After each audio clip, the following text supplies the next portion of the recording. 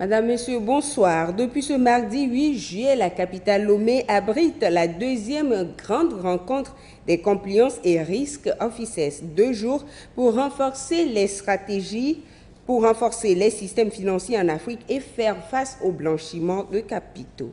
Le Togo enregistre la plus forte baisse de dette publique au sein de l'UEMOA à fin juin 2025, une baisse de 2,90% par rapport à décembre 2024. C'était le sommaire. Bienvenue à votre rendez-vous économique.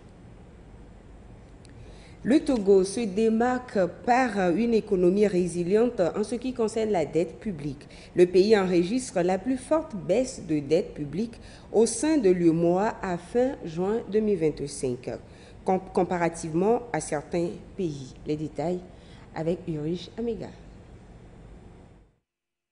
Alors que la dette publique a augmenté de plus 5,71% au Sénégal, plus 2,28% au Bénin et plus 1,46% en Côte d'Ivoire, le Togo, quant à lui, voit le taux de sa dette publique connaître une baisse.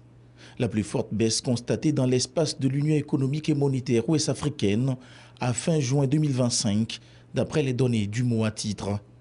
La dette publique togolaise est désormais à 1959,50 milliards de francs CFA, soit une baisse de 2,90% par rapport à décembre 2024. Loin devant le Niger qui affiche une réduction de 0,93%. Cette baisse s'explique par 2 facteurs, moins d'émissions sur le marché régional et davantage de remboursements. De janvier à juin 2025, le Togo a remboursé 448,30 milliards de francs CFA, ce qui équivaut à 39% de plus qu'en 2024, où les remboursements étaient de 322,55 milliards. L'objectif est clair, renforcer la crédibilité financière du pays. Preuve de la rigueur budgétaire et d'une gestion active de la dette mise en place par le gouvernement. Ainsi, la dette intérieure représente 57,67% de l'encours total. Cela équivaut à 39,89% du produit intérieur brut. Ce ratio reste maîtrisé selon les normes internationales. Grâce à cette politique, le Togo obtient de meilleures conditions de financement sur le marché. Cela permet aussi de libérer des ressources pour les projets de développement. Réaffirmation de l'engagement du pays inscrit dans une dynamique de gestion saine et durable de la dette publique. Les responsables de la conformité des risques ont ouvert ce mardi à Lomé la deuxième grande rencontre pendant 2 jours. Ils vont plancher sur les stratégies à mettre en œuvre pour renforcer les systèmes financiers africains face au blanchiment de capitaux et au financement du terrorisme. Qui sont ces responsables de la conformité et des risques et quel est leur rôle au sein des institutions?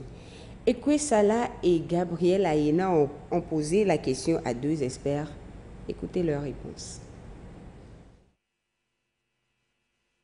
Au sein du GAFI, ce sont ceux qui doivent impérativement mettre en œuvre des dispositifs de lutte contre le blanchiment d'argent et le financement du terrorisme.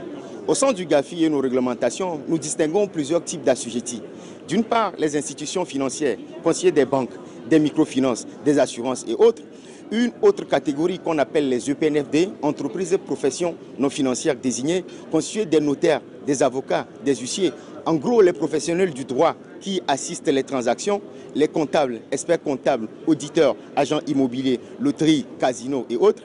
Une autre catégorie qui est la véritable nouveauté de notre récente directive UEMOA, ce sont les prestataires de services d'actifs virtuels pour tous les acteurs qui sont dans la blockchain, le bitcoin, le token, en gros les actifs numériques et virtuels. Et une dernière catégorie qu'on appelle les OBNL, organismes à but non lucratif, constitués des ONG et des associations, à part ce que les autorités de régulation désignent. Ces acteurs doivent s'assurer de l'entrée licite des fonds dans le système financier à chaque opération et de leur bonne destination, afin que les fonds qui sortent ne financent le terrorisme.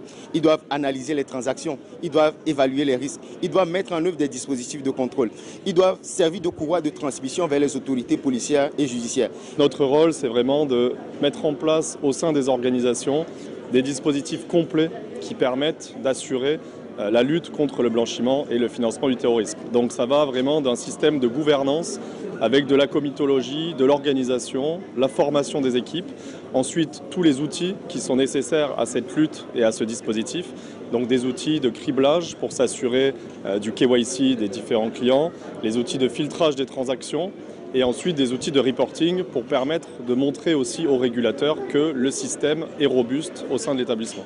Le but, c'est vraiment de pouvoir montrer aux autorités, de pouvoir montrer aux régulateurs que les établissements financiers mettent tout en place pour lutter contre le blanchiment et le financement du terrorisme.